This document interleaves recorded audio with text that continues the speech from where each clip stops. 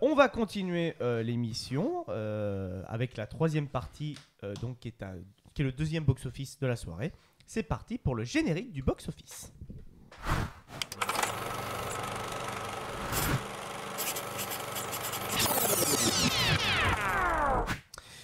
Et donc, pour ce deuxième film, nous allons parler des Trois Mousquetaires, partie 2, Milady. Tout de suite, extrait. Je ne suis pas l'homme que vous croyez.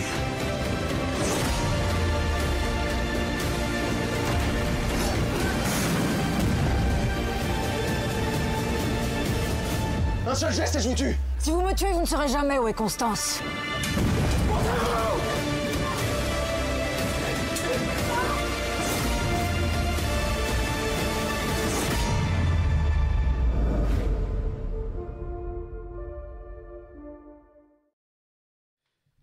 Et donc, Les Trois Mousquetaires, réalisé par Martin Bourboulon. On avait parlé du premier film, donc dans un Back to the Review, la saison précédente. Tout le monde a vu, tout le monde, non pas toi Stéphane, bien Non, entendu, mais tous les chroniqueurs Bien entendu. cinéma ont vu le film. Et Kichi, tu sors justement. J'en sors, oui, je suis venu directement à l'émission Voilà. après la séance. Comme dans le premier opus, on peut retrouver François Civil, Vincent Cassel, Eva Green, Pio Marmaille et Romain Duris dans les rôles principaux. Et donc, suite aux événements du premier film, le royaume est divisé par les guerres de religion et menacé d'invasion par l'Angleterre. Une poignée d'hommes et de femmes vont croiser les épées pour défendre le royaume de France. Et Kichi, justement, tiens, commence à donner ton avis sur Les Trois Mousquetaires partie 2. Alors, moi je peux en parler que à chaud, donc j'ai passé un bon moment, une bonne suite, des bons plans séquences, beaucoup de plans séquences, donc ça fait plaisir de voir ça, surtout sur du cinéma français. Donc je critique absolument pas le cinéma français, mais là ça faisait vraiment plaisir d'avoir des bons plans séquences, même s'ils étaient un peu flous. Enfin, c'était dur de suivre l'action. Bon, si tu confirmes, voilà. Donc je pense que je connais pas les moyens de réalisation, mais c'est beaucoup de caméras à l'épaule et donc du coup c'est compliqué de suivre l'action. Mais en tout cas, c'est lâcher Kikam ce principe-là, ouais. souvent mais en tout cas, ça faisait plaisir parce qu'il y en a, ils étaient quand même vraiment longs, surtout je pense à celui de la Grange en feu qui est très long, donc c'est magnifique. Mais après, j'ai vu une interview de François Civil, c'est ça, qui disait que ce plan-là, c'est le seul plan du film qui a été tourné en studio. Donc ça a été rajouté parce qu'ils ne pouvaient pas se permettre forcément de tourner à côté du feu. Mais des très bons films, franchement. Moi j'aime beaucoup les acteurs qu'ils ont choisis. Voilà, Cassel, sa réputation n'est plus à faire. Romain Duris aussi. Donc non, très bon film. Je trouve aussi le capitaine, je ne sais plus comment son nom s'appelle.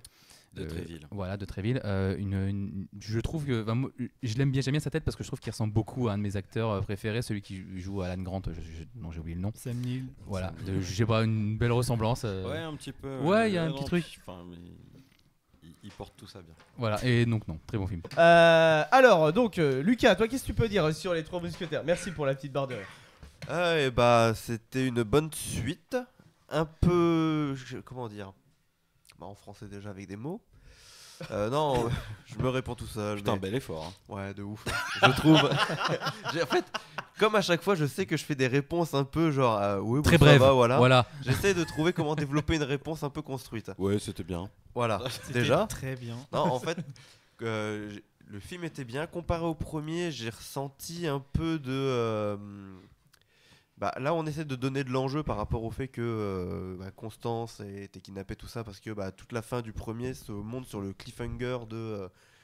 Du coup, elle se fait kidnapper, D'Artagnan se fait assommer, et puis là, on le laisse dans la ruelle, et puis. Là, je trouve que cet enjeu en fait, de Constance Bonacieux qui a été kidnappée, ça, en fait, tu le ressens vraiment qu'à partir d'un certain moment du film, et t'as tout le début du film où c'est un peu. On essaie de te faire revenir un peu vraiment dans l'univers et tout ça, mais. Après, c'est plaisant, le film, je l'ai apprécié quand même. Mais par rapport à l'enjeu où tu te dis ça et tout ça, je trouve que ça manque un peu en fait. Et que c'est... Totalement d'accord avec toi. J'ai trouvé que ce film manquait cruellement d'impact. Ça pourrait être le film d'un Van Damme, hein, c'est un cruellement d'impact, tu vois. Mais vraiment, j'ai trouvé qu'il manquait quelque chose pour que ça soit très efficace, comme le premier l'a été. Le premier est une masterclass de A à Z. On a des scènes d'action qui sont vraiment épiques. On a des enjeux à la fois politiques, mais aussi émotionnellement parlant, avec justement la relation entre D'Artagnan et Constance. Et on apprend un peu plus de background sur les personnages, avec un passé un petit peu tourmenté de Vincent Cassel, tout ça. Romain Duris et Pio Marmaille sont un petit peu délaissés. Je vous rassure, c'est à peu près le même cas dans le deuxième film, hein, même si on a une léger bride avec la sœur de Romain Duris, donc qui est... comment il s'appelle ? Aramis, voilà, dans ce film. Mais Mathilde. oui, par contre, la sœur s'appelle Mathilde. Mais sur les points que, vu que c'est réalisé par Martin Bourboulon, sur les points comme les scènes d'action, les plans séquences, comme tu le disais, Ekichi, ça là-dessus, c'est impeccable, c'est maîtrisé. On sent quand même qu'il y a une volonté de donner vie et l'envie aux gens d'aller voir du cinéma français. Donc ça fait plaisir. Par contre, là, ils se sont éparpillés sur énormément de quêtes, on va dire d'histoires secondaires qui sont même pas menées à la fin. Je trouve, à la fin, on finit le film par une frustration qui est un petit peu déplaisante. Je vais pas vous le cacher au niveau du visionnage, en mode, moi je m'attendais pas à... C'est faux, je m'y attendais un petit peu, mais pas comme ça. Je m'attendais pas à un truc comme ça à la fin du film, et je suis un petit peu frustré de tout ça. Il y a des grosses rumeurs aussi, comme quoi au final il n'y aurait pas 2 volets, mais peut-être 3, ou voire peut-être... Alors, bon, je vais répondre tout de suite. Sauf si tu as des infos après. Mais...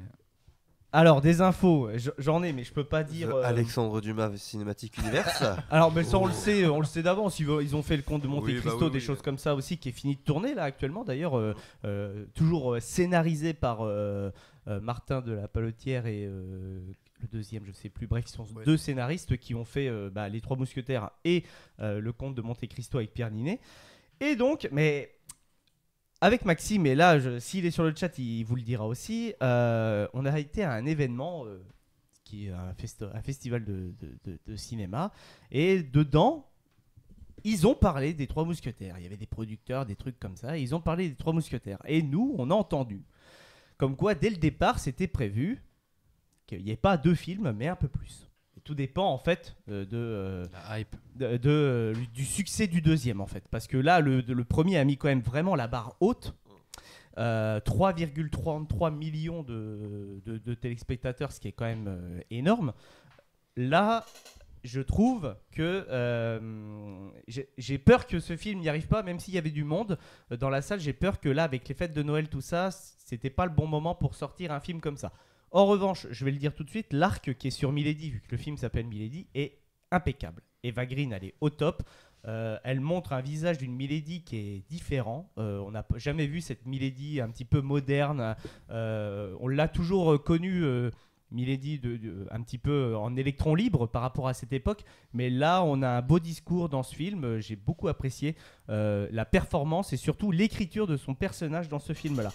On a 2 commentaires dans le chat, 3 commentaires que j'ai pas lus, qui sont très gentils, en tout cas qui nous dit comme quoi c'est super intéressant d'avoir plusieurs avis sur le film, donc merci. Et on nous dit comme quoi je n'ai pas encore vu le film et c'est prévu, du coup il manque d'impact, ça m'attriste un peu. Et on a Black Sand qui défend le film à fond. Pas du tout d'accord, je trouve que le deuxième chapitre est aussi impactant que le premier. Les 2 films montrent que le cinéma français est capable de réaliser de super œuvres et ne rien envier aux Américains, je suppose. Il en faut plus comme ça c'est clair. Par contre, c'est vrai, on est d'accord. Moins de comédie et plus de... Si le cinéma français faisait que des films comme ça, bon, peut-être changer de thème, hein, parce que les KPDP, au bout d'un moment, on va en avoir marre. Mais si le cinéma français pouvait faire des films avec une aussi grande envergure, je pense que le cinéma français, les gens iraient de plus en plus au cinéma, malgré les places de cinéma qui augmentent. Je pense qu'on va y arriver parce que tous les acteurs très connus de comédie...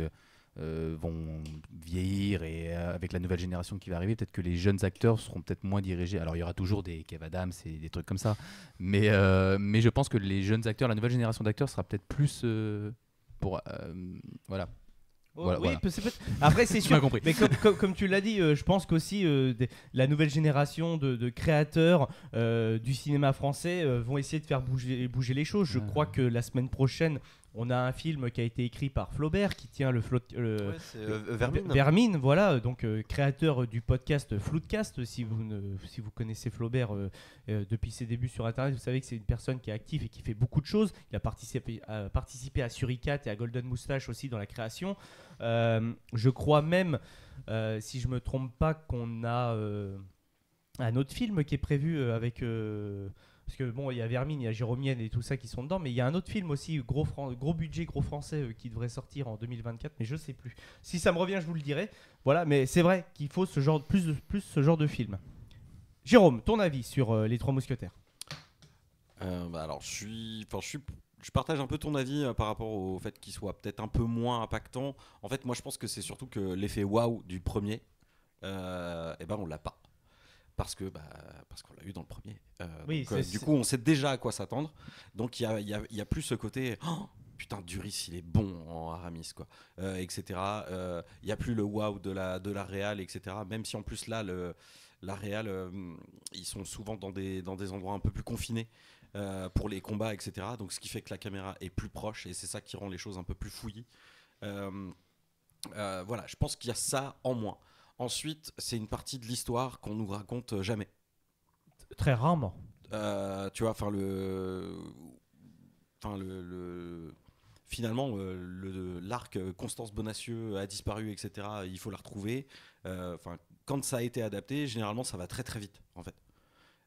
Parce qu'en fait, on n'a rien à raconter. Alors, on n'a probablement rien à raconter parce qu'on a voulu mettre le côté guerre de religion entre les protestants et les cathos de côté. Dans les anciennes adaptations, et là finalement le vrai enjeu il est là en fait, dans le fait qu'il faut reprendre La Rochelle.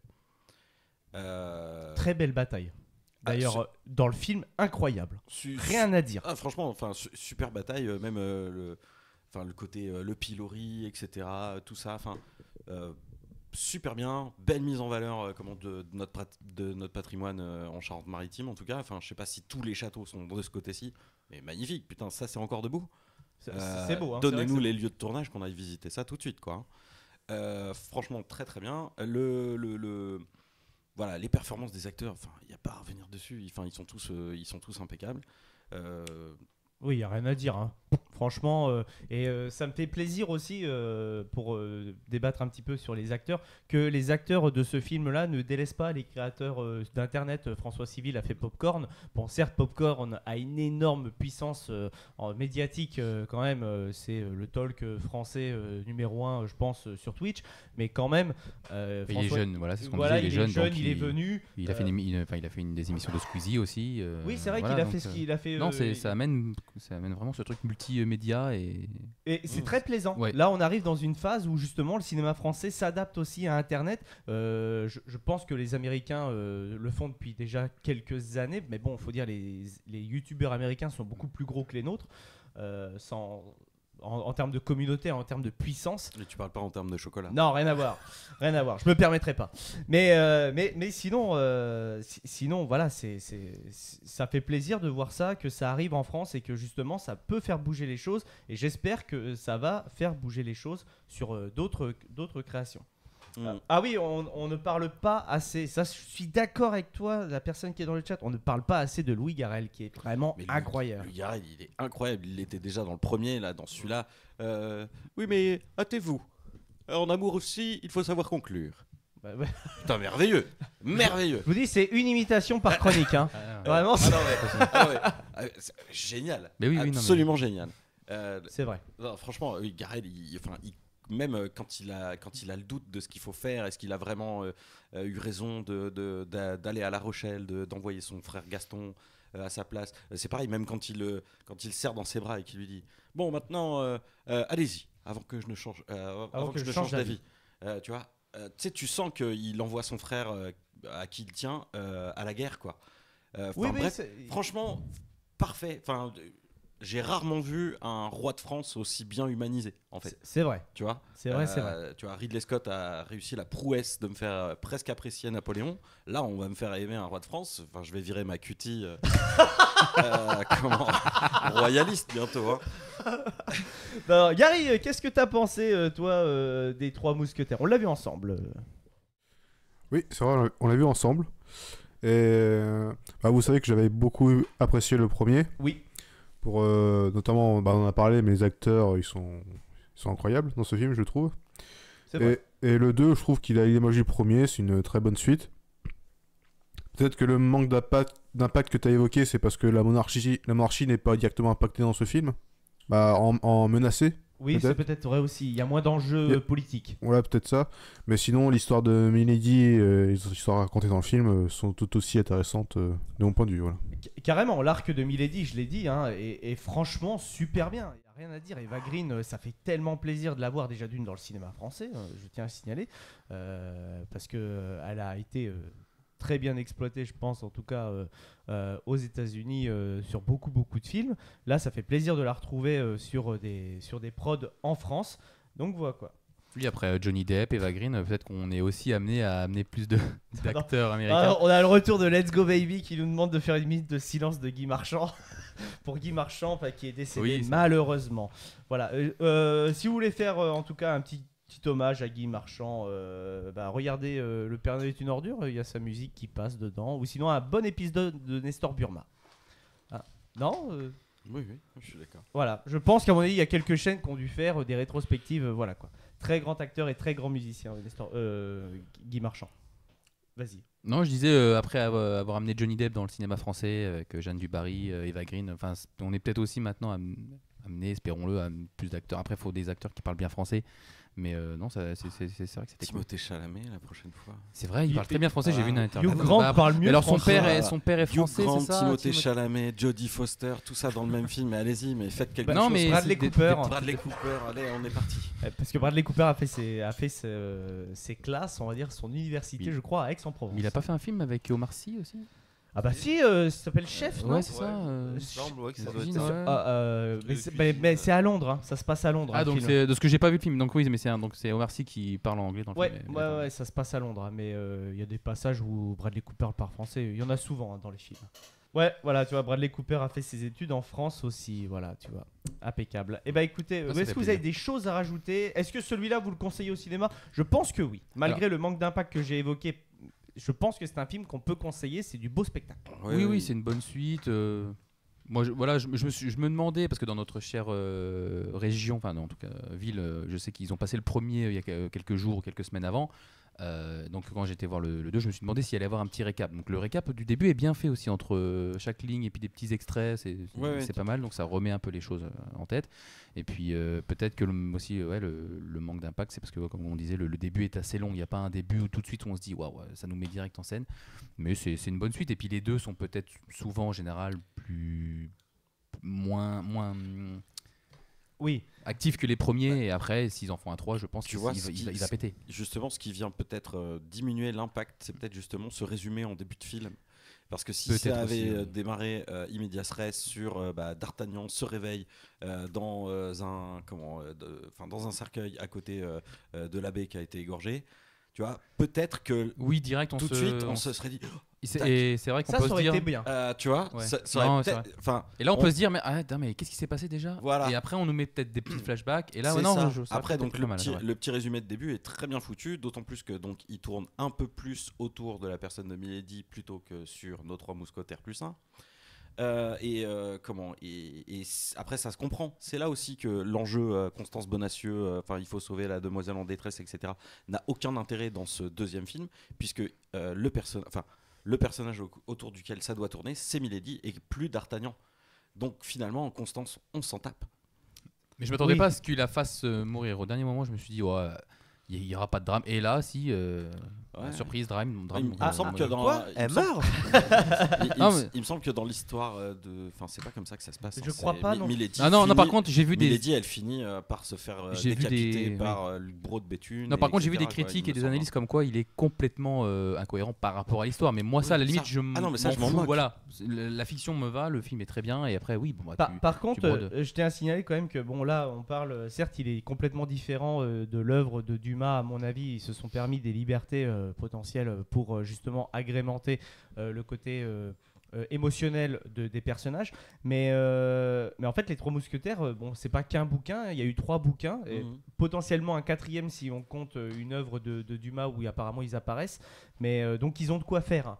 Donc pour ceux qui veulent au cas où lire l'œuvre de Dumas, les 3 bouquins que vous pouvez, que je vais les citer. Donc le premier c'est les Trois Mousquetaires, ensuite après ça s'appelle 20 ans après, et le 3e opus c'est le Vicomte de Bragelonne ou de Bragelonne, je pense, je sais pas, mais en tout cas voilà, ça c'est les 3 œuvres qui mettent en scène les mousquetaires de Dumas, et donc à mon avis ils ont de quoi faire pour ce Dumas Universe à la française, voilà.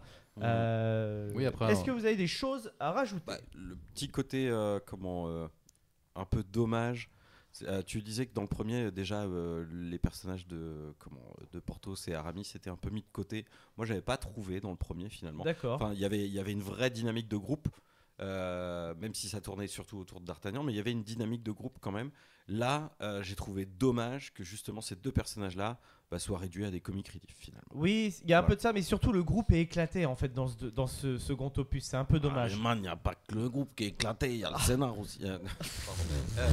Ah, je vous dis une chronique, une imitation, hein. Non, mais Et après, oui, je suis d'accord avec toi, Aton. Pour soutenir ce type de film, il faut aller le voir au cinéma. Ah bah, clairement. C'est ce que j'allais dire, voilà, on n'a pas assez de recul parce qu'il est sorti mercredi, on tourne samedi pour savoir s'il a fait beaucoup d'entrées, mais après, comme tu disais, peut-être qu'il sort au mauvais moment. Période de Noël, je suis pas sûr que ce aurait été la bonne période parce que les gens sont peut-être plus dans le mood d'aller voir d'autres films. Bah, en fait, non, c'est même pas une question de ça. C'est que je pense que les gens, au vu du prix de la place de cinéma, les gens ont aussi un Noël à préparer. C'est difficile pour tout le monde, Non, mais globalement. c'est vrai, voilà. Donc, il y a des priorités. Croyez-moi que il y a des choses. C'est bête à dire, hein. Il vous arrive une couille sur la voiture, vous la faites après les fêtes. Hein. Ouais. Bref, allez au cinéma quand même. Je vous le dis, on n'a peut-être pas le même avis, mais on a la même passion. C'est le principal. Ok.